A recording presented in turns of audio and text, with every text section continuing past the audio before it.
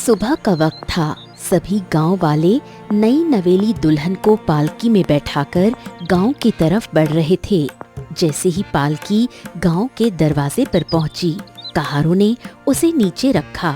सभी गांव वाले चारों ओर जमा हो गए। मुखिया आगे बढ़ा और पालकी का पर्दा हटाया।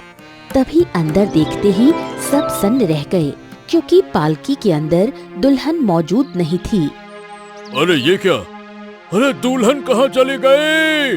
अरे भाइयों देखो, दुल्हन ही गायब है। हम लोगों ने तो अपनी आंखों से देखा था कि दुल्हन इसी पालकी में बैठी थी, फिर अचानक से गायब कैसे हो गई? सभी एक दूसरे का मुंह देखने लगे। तभी भीड़ को चीरता हुआ आनंद आगे आया। नहीं नहीं नहीं, ऐसा नहीं हो सकता। मुखिया जी, मेरी दुल्हन कहाँ चली गई? हे भगवान, ये क्या हो गया? मेरी पत्नी तो अभी घर के अंदर भी नहीं आई और रास्ते में ही गायब हो गई। यो कैसा अनर्थ हो गया? मुखिया जी, मुझे मेरी पत्नी चाहिए, मुझे मेरी पत्नी चाहिए चाहिए चाहिए चाहिए चाहिए। आनंद की हालत देखकर माहौल भारी हो गया। मुखिया का चेहरा चिंता से भर गया। वो गहरी सांस लेते हुए बोला, अब शांत हो जाओ आनंद। हमारे गांव में लगातार कई नई नवेली दुल्हनें गायब हो चुकी हैं। जरूर कुछ न कुछ बहुत गलत घट रहा है। मुखिया जी, अब हमें कोई न कोई हल निकालना होगा। ये कोई पहली घटना नहीं है। पहले भी कई लड़कियां गायब हो चुकी है और मेरी दुल्हन भी गायब हो गई, गायब हो गई, गायब हो गई। शांत शांत आनंद, शांत। अब हमें भी समझ नहीं आ रहा कि हमारे गांव के साथ ये सब हो क्या रहा है। और इसी भय और बेचैनी के बीच 2-3 दिन और बीत गए। फिर एक दिन तालाब के किनारे 2 प्रेमी जोड़े बैठे हुए थे। देखो विवेक, मैं तुमसे 2 साल से प्यार कर रही हूँ, लेकिन अब और नहीं। अब हम दोनों शादी कर लेते हैं। ऐसे छुप छुप कर कब तक हम मिलते रहेंगे? अब क्या बताऊं, कब तक मिलें, क्या करें? अरे रूबी, तुम तो बहुत अच्छे से जानती हो कि मैं तुमसे बहुत प्यार करता हूँ, लेकिन हमारे गांव में शादी हो ही नहीं सकती, क्योंकि लगातार कई सारी दुल्हनियां गायब हो गई हैं। अभी कुछ दिन पहले आनंद की दुल्हनियां गायब हो गई। मुझे तो डर लगता है कि कहीं हमने शादी की और तुम्हारे साथ कुछ हो गया तो। नहीं, ऐसा कुछ नहीं होगा। मैं तुम्हारे बिना नहीं रह सकती हूँ। मैं तुमसे शादी करूंगी। मुझे इन सब बातों पर यकीन नहीं है। अरे नहीं नहीं नहीं, क्या बात करती हो रूबी? ऐसा नहीं कर सकते हम। देखो, हम प्रेम कर रहे हैं तो एक दूसरे के साथ हैं ना। लेकिन देखो, अगर तुम्हें कुछ हो गया तो मैं अपने आप को कभी माफ नहीं कर पाऊंगा फिर, क्योंकि मैं जानता हूं कि ऐसा हो रहा है। इसके बावजूद तुम्हें कैसे दुल्हन बनाऊं मैं, कैसे? दोनों बहुत परेशान हो गए। शाम होते ही रूबी अपने घर आ गई। कुछ भी हो जाए, आज तो मैं पिताजी से बात करके रहूंगी। रूबी सेठ के पास जाती है। क्या बात है बेटी? तुम बड़ी परेशान दिख रही हो, क्या हो गया? पिताजी, मैं अपने प्रेमी विवेक से बहुत प्यार करती हूँ और मैं विवेक से शादी करना चाहती हूँ। आप हम दोनों की शादी करवा दो। अरे ये कैसी बातें कर रही हो बेटी? अरे तुम तो जानती हो कि हमारे गांव से दुल्हनें गायब हो जाती हैं। चारों तरफ चीख पुकार मची हुई है, और इस हालत में तुम्हारी शादी मैं बिल्कुल नहीं करने वाला। जब तक गांव की ये घटनाएं संभल नहीं जाती, मैं तुम्हारी शादी नहीं करने वाला ना। नहीं पिताजी, बस बहुत हो गया। मैं जानती हूँ आप मेरी विवेक से शादी नहीं करवाना चाहते, इसलिए आप ऐसे बहाने बना रहे हैं। मुझे इस पर कोई यकीन नहीं है। मुझे बस विवेक से शादी करनी है। अरे देखो रूबी बेटा, तुम बहुत ज्यादा जिद कर रही हो। बचपन से मैंने तुम्हारी हर ख्वाहिश पूरी की है, लेकिन इसका मतलब ये नहीं है कि यह भी पूरी करूंगा। ऐसा कभी नहीं हो सकता। अरे तुम्हारी जिद के चक्कर में तुम्हें कुछ हो गया तो मैं कहता हूँ भूल जाओ उस लड़के को। तुम मेरी इकलौती औलाद हो। अगर तुम्हें कुछ हो गया बेटा तो मैं कैसे रहूंगा, ये भी तो सोचो। अगर आप मेरी शादी नहीं करवाएंगे तो मैं खुद ही जाकर कर लूंगी। अरे बस बहुत हो गया। नौटंकी मचा रखी है, शादी शादी शादी। अरे मैंने तुमसे कहा ना कि घर में जाकर बैठो तो चुपचाप जाकर बैठो। चलो चलो अंदर, नौटंकी मचा रखी है। इतने में मुखिया ये सब देख लेता है और वहाँ आ जाता है। अरे सेठ, ये तुम क्या कर रहे हो? अरे भाई, तुम अपनी बेटी को मार क्यों रहे हो? अरे मुखिया, तुम तो गांव की हालत जानते हो। ऐसे में मैं अपनी बेटी की शादी भला कैसे कर सकता हूँ? मैं अपनी बेटी को खोना नहीं चाहता। इकलौती बेटी है, मेरे कलेजे का टुकड़ा है। ऐसे कैसे शादी करवा के उसको? नहीं नहीं नहीं नहीं नहीं नहीं, नहीं। नहीं मुखिया जी, ये सब बस अफवाह है। मैं बस शादी करना चाहती हूँ, चाहे कुछ भी हो जाए। अब अरे तो कर दो ना भाई अपनी बेटी की शादी। अगर किस्मत अच्छी होगी तो गायब नहीं होगी। ऐसे तो बेचारी घर में रह रह के भी तुमसे इतनी दूर हो जाएगी कि तुम्हारे लिए गायब जैसी हो जाएगी। अरे नहीं मुखिया, तुम फालतू की बातें ना करो। ये तुम आग में घी डालने वाला काम कर रहे हो ना। तुम भले ही कुछ भी कहो, पर मैं अपनी बेटी को नहीं खोना चाहता तो नहीं खोना चाहता, बस। चलो भाई, अब इसमें मैं क्या कर सकता हूँ? तुम्हारी बेटी, तुम उसके पिता, तुम्हारी मर्जी। तुम्हें जो अच्छा लगे भाई वही करो, मैं क्या कह सकता हूँ। फिर मुखिया वहाँ से चला जाता है। अरे खड़ी खड़ी देख क्या रही हो? चलो अब अपने कमरे में जाओ। चलो जाओ, ब्याह करना है इनको, गायब होना है। नहीं तो। रूबी धीरे से अपने कमरे में चली जाती है। मैं समझ गई, पिताजी मेरी शादी नहीं होने देंगे, लेकिन मैं अपने प्रेमी के बिना नहीं रह सकती। मुझे तो विवेक से शादी करनी ही है। फिर रूबी चुपचाप घर से निकल जाती है और भागते हुए सीधे विवेक के घर पहुंचती है। तभी विवेक बाहर आता है और रूबी को देखकर घबरा जाता है। अरे ये क्या रूबी, क्या हो गया? अरे तुम इतनी रात को मेरे दरवाजे पर क्या कर रही हो? देखो, ये सब अच्छी बात नहीं है, तुम यहाँ से चली जाओ। जाओ यहाँ से, अपने पिताजी के पास जाओ तुम। नहीं, मैंने तुमसे कहा था कि मुझे तुमसे शादी करनी है, इसलिए मैं घर छोड़कर आई हूँ। चलो अभी मंदिर में शादी करते हैं। अरे ये तुम कैसी बातें कर रही हो रूबी? तुम्हारा दिमाग ठीक है?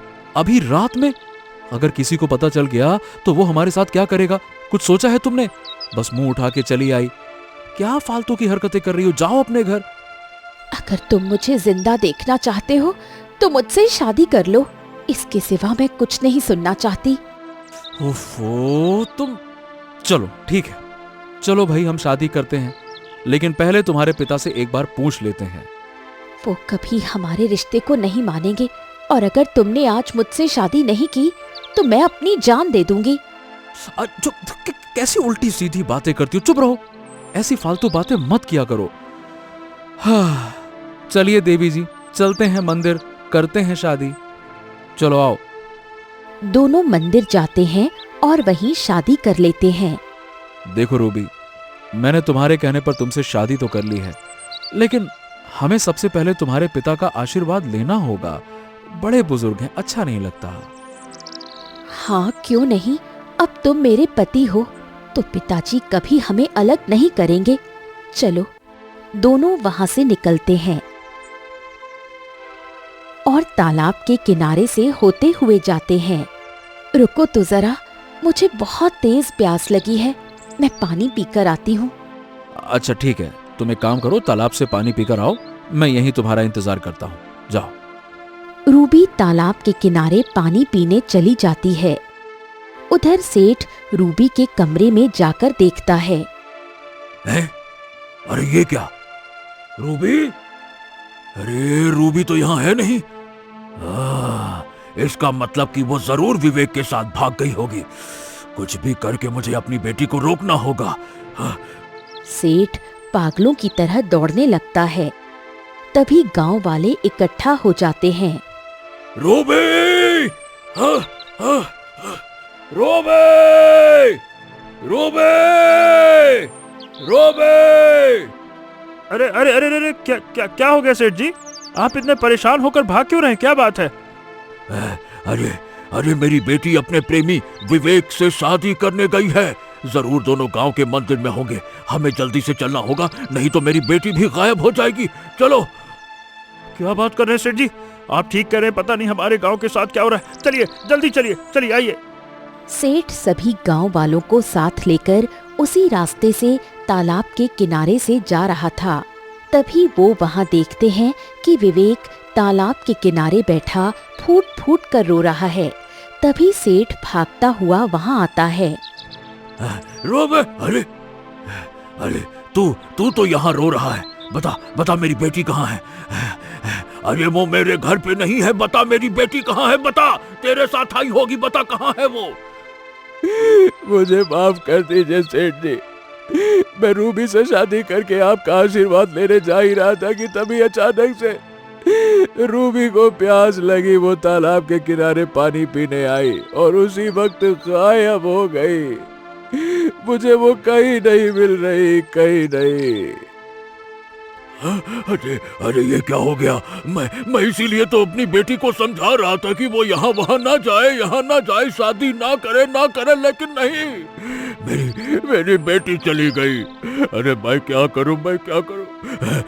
मैं तुम्हें जिंदा नहीं छोड़ूंगा। तुम्हारी वजह से मेरी बेटी गायब हुई है, तुम्हारी वजह से।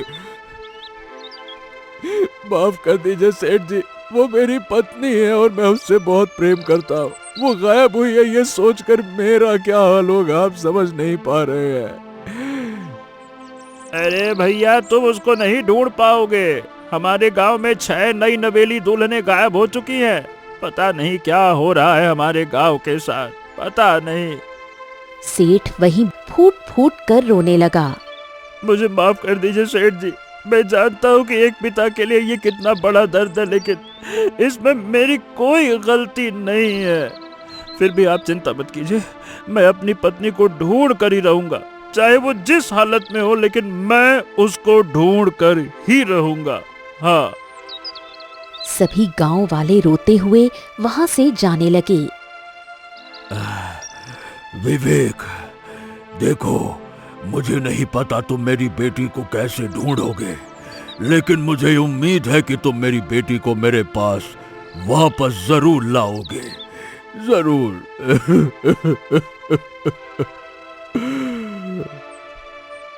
सेठ रोता हुआ चला जाता है। समझ नहीं आता ये कैसे हो सकता है। रूबी मेरे सामने थी, वो बस पानी पीने गई थी और मेरी आंखों के सामने ही गायब हो गई। जरूर यहाँ कोई रहस्य है। इतने रास्ते में मेरे साथ आई, साथ में रही, लेकिन यहीं गायब हुई। इसका मतलब यहीं कोई राज छिपा है। मैं जाकर देखता हूँ। विवेक तालाब के और पास जाता है। तभी उसे तालाब के किनारे एक पतला सा रास्ता दिखाई देता है। हैं? ये क्या? यहाँ तो एक रास्ता है। मैंने पहले कभी तो इस रास्ते को नहीं देखा और न ही गांव का कोई यहाँ आता है। चलो जाकर देखता हूँ। विवेक उस रास्ते पर आगे बढ़ता है। थोड़ी दूर जाने के बाद उसे पत्तों से ढकी एक गुफा दिखाई देती है। अरे यहाँ तो पहले कोई गुफा नहीं थी और इसका द्वार पत्तों से क्यों ढका है? मुझे अंदर जाकर देखना चाहिए। तभी उसे पैरों की आहट सुनाई देती है। लगता है कोई आ रहा है। मुझे छुप जाना चाहिए। विवेक पास के एक पेड़ के पीछे छुप जाता है। तभी मुखिया वहां आता है और गुफा के अंदर चला जाता है। अरे ये तो हमारे गांव का मुखिया है। ये इस गुफा के अंदर क्यों जा रहा है? हैं? विवेक चुपचाप गुफा के द्वार के पास जाकर अंदर झांकता है। चलो, 6 विवाहित तो हो गई, बस एक और नई विवाहिता की कमी है। 7 पूरी होते ही मेरा मकसद पूरा हो जाएगा। मुखिया जी, ये आप क्या कर रहे हैं? मुझे छोड़ दीजिए, मुझे जाने दीजिए। मेरे पति बहुत परेशान होंगे और मेरे पिताजी भी। आप ऐसा क्यों कर रहे हैं? आप तो अच्छे इंसान थे। अरे अरे अरे अरे, मैं तो बहुत अच्छा इंसान हूँ। अरे तभी तो कोई मुझ पर शक नहीं करता। मैंने गांव की 6 दुल्हनों को गायब किया। अब तुम सब हमेशा मेरे कब्जे में रहोगी। मुखिया जी, आप हम लोगों के साथ ऐसा क्यों कर रहे हैं? हमें यहाँ क्यों कैद किया है? मेरे पति बहुत परेशान होंगे। हम कितने अरमानों से ब्याह कराई थी। आप हमें छोड़ दीजिए। और चिल्लाओ, और चिल्लाओ, खूब रो। अरे तुम में से किसी की आवाज यहाँ से बाहर नहीं जाएगी, और अगर किसी ने बाहर निकलने की कोशिश की तो जान से मारी जाओगी, समझ गई? चलो अब मैं चलता हूँ एक और नई 7वीं दुल्हन की तलाश में। उसको भी तो लाना है। तब तो पूरा होगा मेरा मकसद। मुखिया गुफा से बाहर निकल जाता है। अच्छा, तो इन सब के पीछे मुखिया का हाथ है। गांव में तो बड़ा अच्छा बनने का नाटक करता था। पहले मुझे पूरी सच्चाई जाननी होगी कि वो ऐसा क्यों कर रहा है। मैं अभी इन्हें निकाल भी नहीं सकता। जरूर इस गुफा में कोई ऐसा राज है जिसकी वजह से कोई बाहर नहीं जा पा रही है। विवेक परेशान हालत में वापस लौट आता है। ऐसे ही एक दिन बीत जाता है। अगली सुबह मुखिया गांव के चबूतरे पर बैठा होता है। तभी वहां विवेक आता है। आओ आओ आओ आओ विवेक, क्या हो गया भाई? कुछ पता चला कि रूबी बिटिया भी गायब हो गई है? तो बहुत बुरा हुआ तुम लोगों के साथ। कुछ मतलब जानकारी, कुछ तुमने कहा ना पता लगाओगे, तो कुछ खोज खबर। अरे वाह, ये कितना अच्छा नाटक कर रहा है बेटा बेटा करके, हैं? अरे बेटा, अब पता नहीं क्या हो गया, तुम्हारी भी देखो कैसी हालत है, गुमसुम रहते हो। क्या बताएं बेटा, हमारे गांव की सभी लड़कियां ऐसे गायब हो रही हैं जैसे कोई जमीन निगल रहा हो या फिर आसमान खा रहा हो। समझ ही नहीं आता क्या हो गया, किसकी नजर लग गई। हाँ मुखिया जी, मैं भी बहुत परेशान हूँ। सोच रहा हूँ कि क्यों ना हम ये बात लेकर महाराज के पास जाएं। महाराज कोई ना कोई उपाय जरूर बताएंगे। ये लो, तुम्हारे कहने से पहले ही मैं महाराज के पास आया। महाराज से मैंने बात की, लेकिन किसी को पता ही नहीं चला कि वो दुल्हनें कहाँ चली गईं। वैसे मुखिया जी, कोई हमारी नई नवेली दुल्हन को गायब कैसे करेगा? माने कि क्या कोई क्या करेगा आखिर इन सारी दुल्हनों का? मुझे तो ये समझ नहीं आता, 6 दुल्हनों से क्या हो जाएगा? अरे बेटा, यही तो मुझे भी समझ नहीं आ रहा है। पता नहीं कोई कौन है, आखिर ये नई नवेली दुल्हन को ही गायब करके उसके साथ क्या करना चाहेगा। गांव में और भी तो लड़कियां हैं, वो लड़कियों को नहीं, नई नवेली दुल्हनों को ले जा रहा है। ये बड़ी आश्चर्य की बात है। वाह वाह वाह मुखिया, कितनी आसानी से झूठ बोल रहे हो, जबकि खुद सारी लड़कियों को गुफा में कैद करके रखे हो। मैं कोशिश कर रहा हूं कि कुछ बोलवाऊं तुमसे, पर यह कुछ बोल ही नहीं रहा। मुझे दूसरा रास्ता निकालना पड़ेगा। घी सीधी उंगली से नहीं निकल रहा, तो अब उंगली टेढ़ी करनी पड़ेगी। और बेटा विवेक, आज फिर हमारे गांव में शंकर की बेटी की शादी है। अब पता नहीं उसकी बेटी के साथ भी क्या होगा, समझ नहीं आता। भगवान रक्षा करे, दुआ यही है हमारी। क्या बात कर रहे हैं? एक और शादी हमारे गांव में, ये सब जानते हुए भी? वही तो बेटा, हम पूरे गांव वाले चिंता में हैं कि पता नहीं उसकी बेटी के साथ क्या होगा। अब देखते हैं क्या होगा। अब भाई, जो भाग्य में लिखा है वो तो होकर ही रहेगा। फिर मुखिया परेशान होकर चला जाता है। चलो, मिल गया अच्छा मौका। अब मुझे किसी भी तरह शंकर की बेटी पर नजर रखना होगा, और जैसे ही मुखिया उसे गायब करेगा, मैं उसे रंगे हाथों पकड़ लूंगा। फिर सभी को मेरी बात पर यकीन करना ही पड़ेगा। तभी विवेक वहां से निकलकर चला जाता है। जैसे ही गांव में शंकर की बेटी की शादी होती है, सभी गांव वाले धूमधाम से शादी करते हैं। लेकिन धूमधाम के बीच में सभी के चेहरे खौफ से भरे हुए होते हैं। तभी सभी घबराए हुए नई नवेली दुल्हन को लेकर तालाब के किनारे से गुजरते हैं। फिर अचानक ही वो दुल्हन भी गायब हो जाती है। अरे भैया, ये क्या हो गया? देखो, हमारे गांव से एक और दुल्हन गायब हो गई। अरे लगता है कि हम लोग कभी शादी ही नहीं करेंगे। जवानी के बाद सीधे बुढ़ापा आ जाएगा। पति वाला कोई हिसाब किताब ही नहीं रहेगा। समझ नहीं आता क्या होगा, क्या नहीं होगा, कैसे होगा।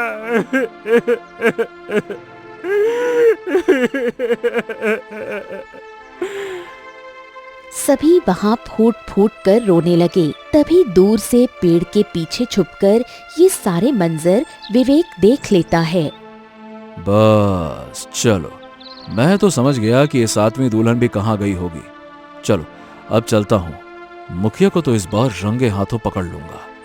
विवेक वहाँ से निकल पड़ता है और तालाब के किनारे गुफा के पास पहुँचता है। वहीं मुखिया नई नवेली दुल्हन को लेकर गुफा के अंदर चला जाता है।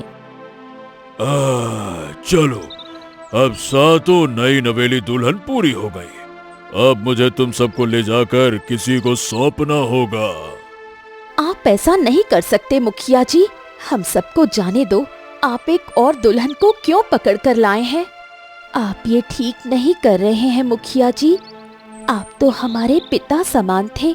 हम लोग आपकी कितनी इज्जत करते थे और आप अपने ही गांव की बेटियों के साथ ऐसा कर रहे हैं। ऐसा मत कीजिए, हमें जाने दीजिए।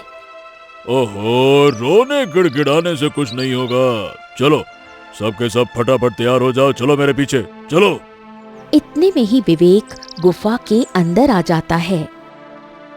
अरे कहाँ चलो, रुक जाओ। मुखिया जी, आप इन सब लड़कियों को कहीं नहीं ले जा सकते।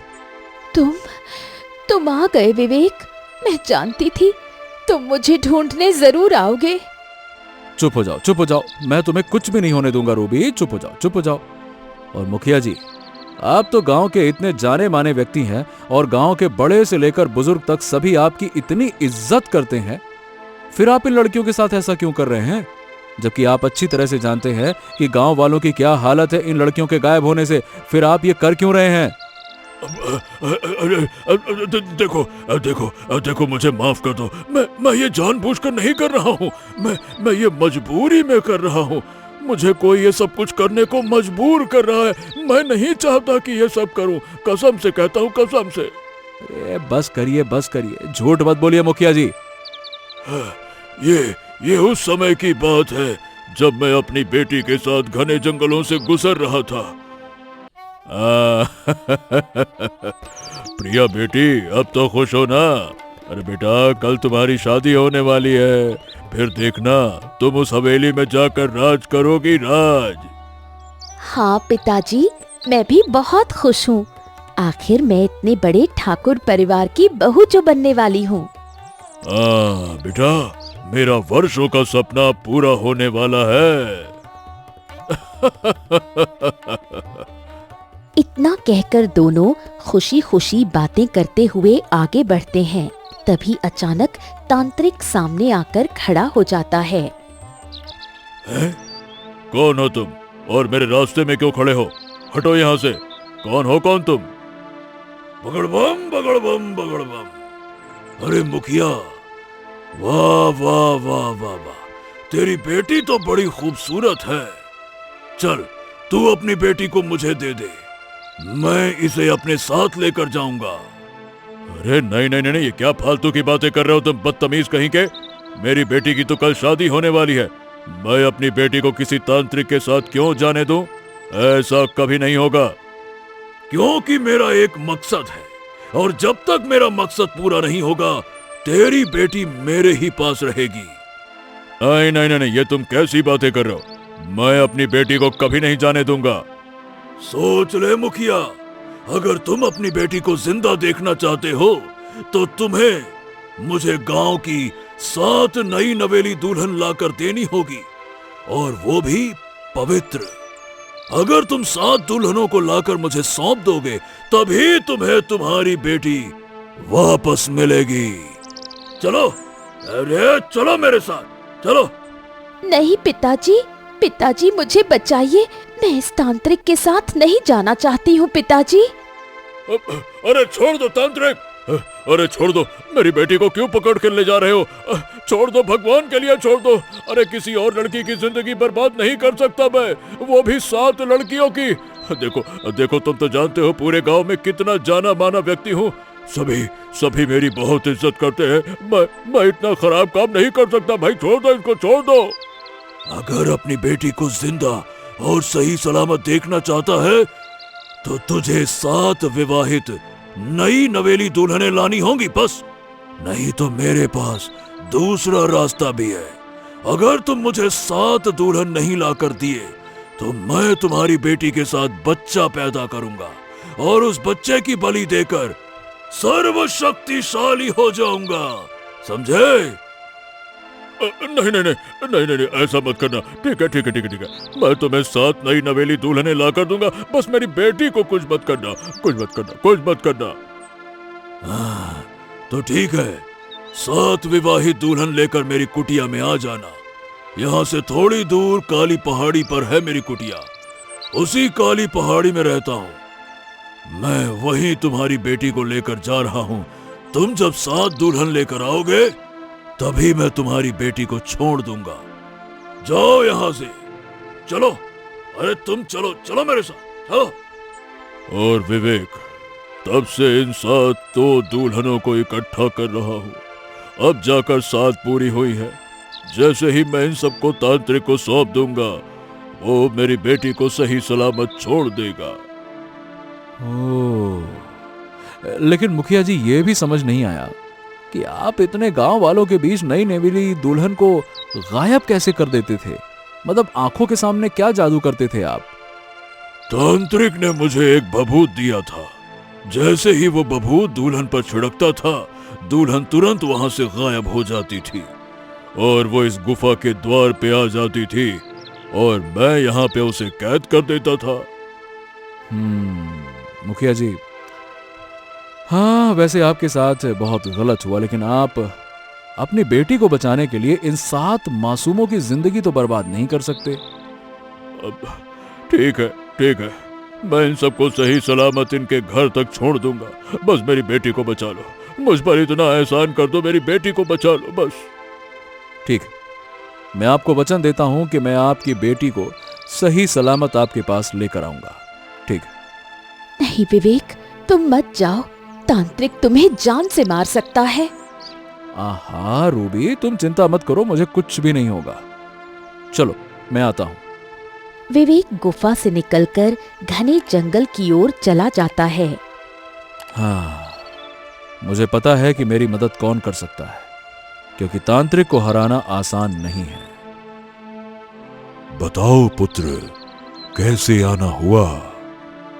प्रणाम साधु महाराज। महाराज, आप तो जानते हैं कि एक तांत्रिक के आतंक की वजह से हमारे गांव की लड़कियों का जीना हराम हो गया है।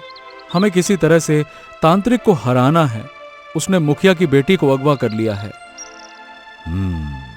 उसने बहुत बुरा किया। वो बहुत बड़ा मकसद पूरा करने के लिए विवाहित कन्याओं को इकट्ठा कर रहा है। उसे हराने का कोई उपाय है महाराज? हाँ, उसे हराने का एक उपाय है। तुम तांत्रिक के पास जाओ और तांत्रिक की कुटिया में ही तुम्हें एक पत्थर की मूर्ति मिलेगी। उस मूर्ति में उस तांत्रिक की आत्मा के अंश हैं। तुम जैसे ही उस मूर्ति को तोड़ोगे, तांत्रिक की मृत्यु हो जाएगी और फिर उसके आतंक से सभी को छुटकारा मिल जाएगा। हाँ, आपका बहुत बहुत धन्यवाद साधु महाराज। अब मैं चलता हूँ, आशीर्वाद दीजिए। फिर विवेक वहां से निकल पड़ता है। कई घंटों के सफर के बाद विवेक काली पहाड़ी पहुंचता है। चलो, आखिरकार मैं काली पहाड़ी पर पहुंच ही गया। अब जल्दी से मुझे उस तांत्रिक की कुटिया ढूंढनी होगी। थोड़ा आगे बढ़ते ही एक कुटिया से तंत्र विद्या करने की आवाज आने लगती है। ओम ह्रीं क्लीं चामुंडाय नमः। ओम ह्रीं क्लीं चामुंडाय नमः।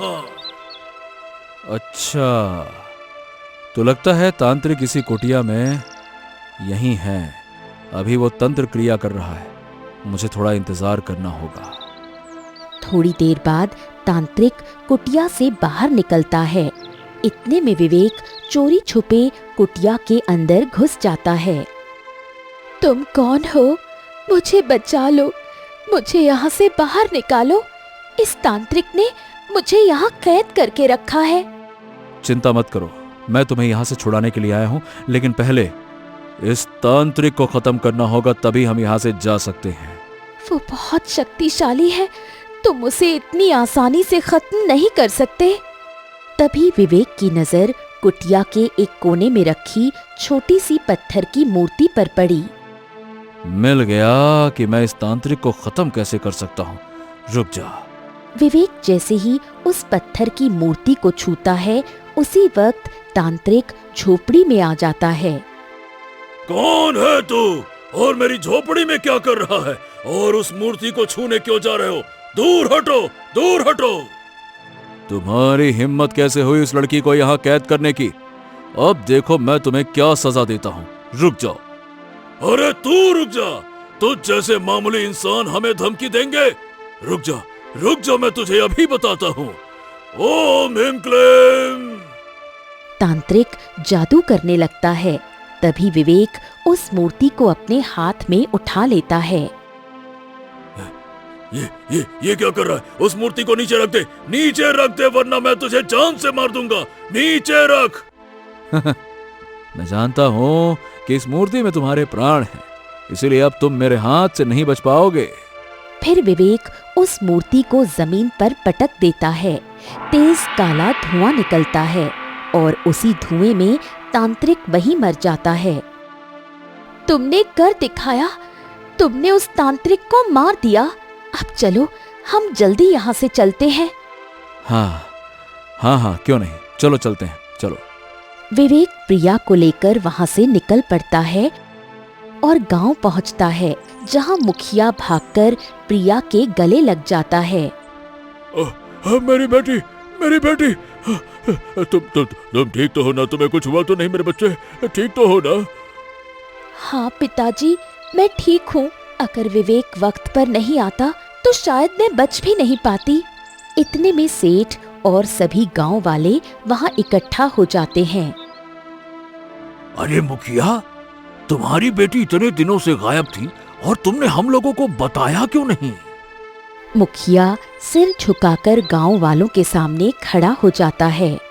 मैं पूरे गांव वालों से माफी चाहता हूँ। आपकी लड़कियों को मैं ही वापस लेकर आया था, लेकिन उन्हें गायब करने वाला कोई और नहीं बल्कि मैं ही था। एक तांत्रिक ने मेरी बेटी को कब्जे में कर लिया था और इसी वजह से उसने मुझसे 7 विवाहित लड़कियों को कब्जे में करने को कहा था। मैं मजबूर था। अच्छा, क्या यानी कि तुमने हमारी बेटियों को गायब किया और इतने दिनों से हम सबसे झूठ बोलते रहे, क्यों? मुझे माफ कर दो।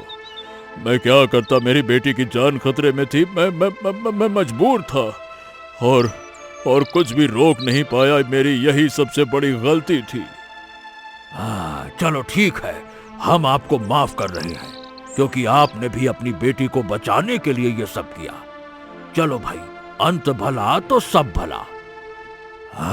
विवेक बेटा, तुम मेरी बेटी के काबिल हो। तुमने मेरी बेटी को बचाया और हमारे गांव के इतने बड़े रहस्यमयी घटना को भी सुलझा दिया। तुम मेरी बेटी के साथ खुशी पूर्वक जीवन जी सकते हो। आशीर्वाद, आशीर्वाद। तभी पीछे से रूबी दौड़ती हुई आई। तुम ठीक हो ना विवेक? मैं बहुत घबरा रही थी। सेठ जी, अब अपनी पत्नी को लेकर अपने घर जाना चाहता हूँ। हाँ, क्यों नहीं, क्यों नहीं। अपना जीवन खुशी पूर्वक जियो बच्चों। जाओ, खूब आशीर्वाद। जाओ जाओ जाओ जाओ। उस दिन के बाद विवेक अपनी पत्नी को लेकर अपने घर आ जाता है और सभी गांव वाले फिर से खुशी पूर्वक अपना जीवन जीने लगे।